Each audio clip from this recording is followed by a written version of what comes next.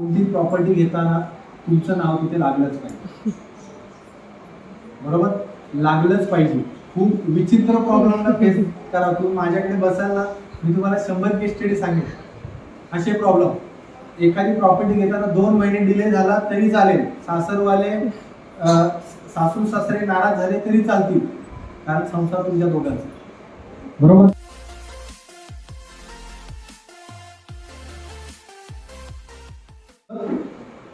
सर्वात इम्पॉर्टंट, एक बिझनेस करणारे लेडीज किती आहे, हात वर करा. एक 5 रुपयाची वही घ्यायची, 5 रुपयाची, आणि व्यवसायाचा खर्च आहे ना तो टोटल वेगळा ठेवायचा, टोटल वेगळा. नाहीतर तुम्हाला सांगतो, तुम्हाला जिंदगीत कळणार नाही आणि टोमणे खावे लागतात. तुला लाख रुपये दिले, त्याचं काय केलं सांग. आणि आपल्याला सांगता येत नाही का, माहिती तुम्हाला सांगता येत नाही, ते पैसे तुम्ही उडवलेले नसतात. कधीतरी मुलाची फी भरायला तुम्ही त्यातले 20,000 रुपये तिकडे भरले असतात. हसबंड विसरून जातो, बरोबर, कारण स्कूलमध्ये कोण जातो, तुम्हीच जात असता. माझी बहीण पण व्यवसाय करते, त्यामुळे ह्या गोष्टी मला चांगल्या माहिती आहे. त्यामुळे एकच आहे, तुम्ही 1 लाख रुपयाचे व्यवसाय चालू करा, नाहीतर बचत गटाचे तुमचे 10,000 रुपये घेऊन चालू करा. ते पैसे वेगळेच ठेवायला पाहिजे. आज खूप साऱ्या बचत गटांसाठी मॅडम काम करतात. बचत गटातून तुम्ही 20,000 उचलता, घरात पैसे नसले की त्यातले 2,000 रुपये तुम्ही घरी देता, आणि मग नंतर लक्षात येतं बचत गटाचे पैसे पे करताना ते पैसे वापरले कुठे, आणि व्यवसायात दिसतात फक्त 10,000 रुपये आणि उचललेले असतात 20,000 रुपये. त्यामुळे व्यवसायातले पैसे आणि घरचे पैसे हे टोटल वेगळे असायला पाहिजे. आणि ह्याच्यासाठी मी तुम्हाला सांगतो, खूप ठिकाणी मी उदाहरण देतो.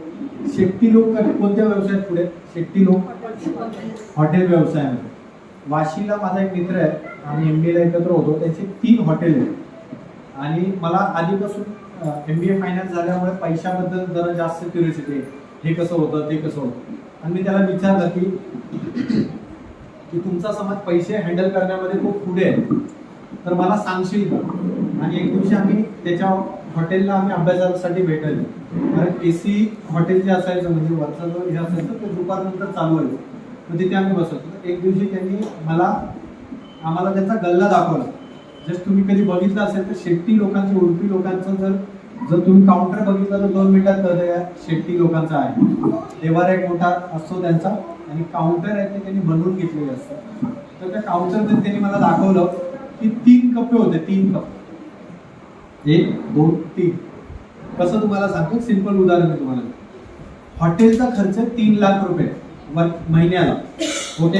1 लाख रुपये किराणा माल, 1 लाख रुपये स्टाफचा पगार, आणि 1 लाख रुपये रेंट, ओके. म्हणजे जस्ट दोघं सांगतो, असे खूप सारे खर्च असतात, पण जस्ट जे दिसतात ते खर्च. 3 लाख रुपये महिन्याला खर्च आहे. म्हणजे दिवसाला खर्च किती झाला त्या हॉटेलचा, 10,000 रुपये. 3 लाख रुपये महिन्याला म्हणजे दिवसाला 10,000 रुपये. त्यांनी सांगितलं, सकाळी जो पहिला डोसा इडली पासून जे चालू होतो, बरोबर, जोपर्यंत पहिले 10,000 रुपये जमा होत नाही, ते पहिले 10,000 रुपये पहिल्या गल्ल्यात जातात. जो आमचा खर्च आहे, बरोबर. म्हणजे जे बोलतात ना आपण दादरला किंवा पुढे गेलो, भवानी झाली नाही, बरोबर, भवानी झाली नाही, याचं माहिती किती जणांना भवानी झाली नाही म्हणजे काय, सुरुवात नाही झाली नाही. जर एखादी भाजीवाली तिने 500 रुपयाची भाजी घेऊन बसली असेल, जोपर्यंत तिकडे 500 रुपये जमत नाही तोपर्यंत बोलते भवानी झाली,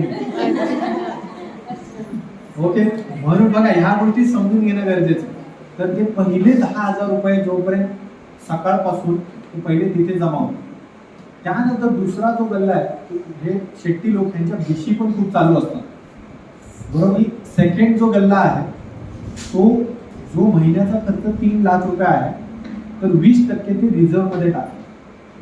20%, म्हणजे कुठची इमर्जन्सी येऊ शकते, AC खराब होऊ शकतो, एखाद्या स्टाफला ऍडव्हान्स पगार द्यावा लागू शकतो, बरोबर. फूड अँड कम्प्लायन्सची काहीतरी धाड पडू शकते, बरोबर. ह्याच्यासाठी 20%, 10,000चे 20% किती झाले, 2,000. असे 60,000 रुपयाचे ते बिशी भरत असतात. म्हणजे दर दिवसाला 2,000 रुपये ते बिशी मध्ये. आणि तिसरा जो गल्ला आहे तो ऍक्च्युली प्रॉफिटचा.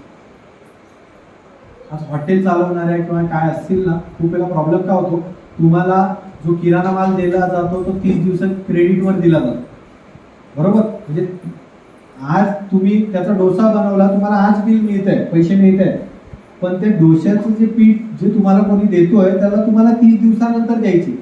आणि खूप वेळेला मी बघतो, आणि जेव्हा जेव्हा आपल्या मराठा किंवा मराठी जे हॉटेलवाले भेटतात त्यांना विचारलं जातं की बाबा तू हे आज दिवसभरात तुझा जो गल्ला तयार झाला तो काय करतो, तो बोलतो मी खिशातच घेऊन फिरतो, बरोबर. मग कुठेतरी गेला, मग तिथून मॉलला गेला, लिटिल वर्ल्डला गेला, ओरियन मॉलला गेला, मग वाईफला साडी आवडली, मुलाला हे आवडलं, मग त्या 10,000 रुपयामध्ये तो शॉपिंग करतो. आणि मग 30 दिवस कंप्लीट होतात आणि मग तो बोलतो अरे माझे पैसे गेले कुठे, बरोबर. ह्याच्यासाठी एक लक्षात घ्या, तुमचे घरचे पैसे आणि बिझनेसचे पैसे टोटल वेगळे असायला पाहिजे. बिझनेसमध्ये पैसे लागले तर तुम्ही टाकले, स्वतःकडचे 5,000 रुपये बिझनेसमध्ये टाकले तर एंट्री मारा की मी 5,000 रुपये स्वतःचे यामध्ये टाकले आहेत. त्यानंतर सर्वात इम्पॉर्टंट, स्वतःला पगार घ्या. किती जण स्वतःला पगार घेतात ते मला सांग. नाही घेत ना, मग एक नेमप्लेट बनवून घ्या, बिन पगारी फुल अधिकारी. तर तुमचे पैसे कधीच पुरणार नाहीये, नाहीतर तुम्ही फ्रस्ट्रेट होणार. मी तुम्हाला सांगतो काय होणार की तुम्ही बिझनेस खूप चांगला म्हणजे मेहनत करणार, पण स्वतःला 5,000 रुपये घ्या. मी तुम्हाला सांगतो तो फिक्स लिहा. तुम्ही भाडं देता, तुम्ही रॉ मटेरियल घेता, तुम्ही माल कुणाकडून तरी विकत घेता, स्वतःला 5,000 लिहा. कदाचित पहिले 12 महिने तुम्हाला नाही देता येणार पगार, पण असं लिहा माझा 4 महिन्याचा पगार पेंडिंग आहे. ऐकायला तरी चांगलं वाटतं, माझा 4 महिन्याचा पगार पेंडिंग आहे, बरोबर. म्हणजे काय, जेव्हा एखादी मोठी ऑर्डर तुम्हाला येईल आणि तिथून 50-60 हजार रुपये मिळतील तर 20,000 रुपये पहिले त्याच्यामधून काढून. नाहीतर काय होणार, तुम्ही नुसता व्यवसाय करणार, बरोबर. त्यानंतर 10वा पॉईंट, मित्र परिवारात आर्थिक व्यवहार करताना विचारपूर्वक निर्णय घ्या.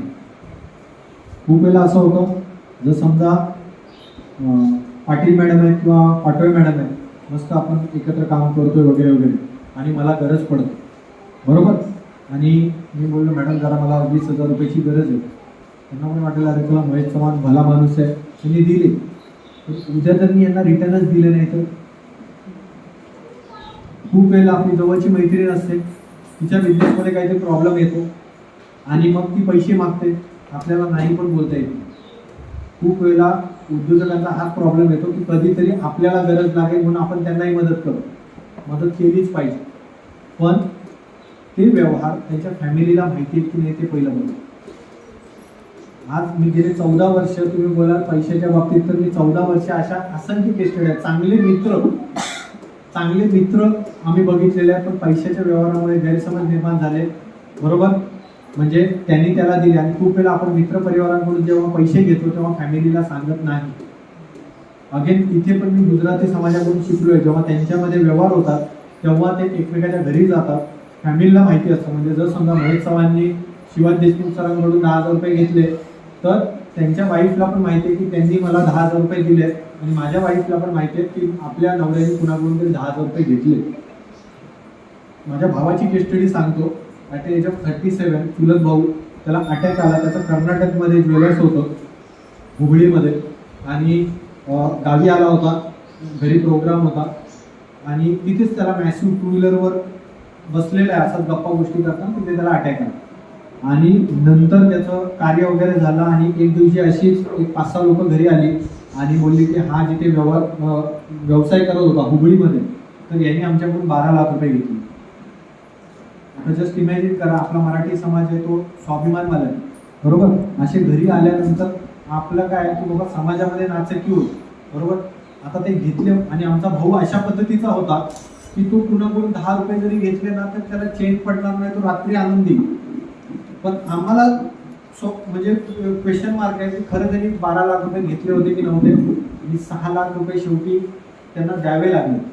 आता मी बोलतो की माणसं सच्ची पण असतील, बरोबर, पण तो व्यवहार कुणाला माहिती नसल्यामुळे त्या बिचाऱ्याचं पण 6 लाख रुपये नुकसान झालं. आणि तिथे पण टर्म इन्शुरन्स नव्हता, फक्त 20 लाख रुपये मिळाले होते. 20 लाखातले 6 लाख रुपये असे द्यावे लागले. ह्यासाठी एकच आहे, मित्र परिवारामध्ये व्यवहार करताना फॅमिलीला माहिती होऊ द्या. आणि मी लेडीजला सांगेन, खूप वेळा तुम्ही 5-10 हजारच्या प्रॉब्लेममध्ये येतात, त्या क्षणी फॅमिलीशी बोला. तुम्ही 10,000चा व्यवहार तुम्हाला वाटतं माझ्याकडे येतील परत आणि मी बोलेन.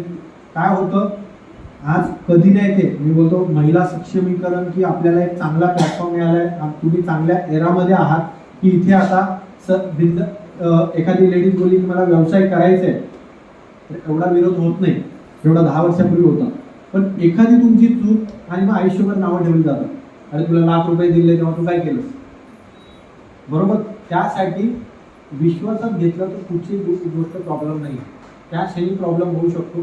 पण आर्थिक व्यवहाराच्या बाबतीत एकच सांगेल की मित्रपरिवारात करा, नातेवाईकामध्ये करा, पण त्याची क्लॅरिटी असणं गरजेचं आहे. आणि 11वा पॉईंट एकच आहे की आर्थिक साक्षरता आपल्यामध्ये असणं गरजेचं आहे. फक्त व्यवसाय करताय काहीच उपयोग नाही. आज जगातलं एक पुस्तक आहे, finance for non finance person.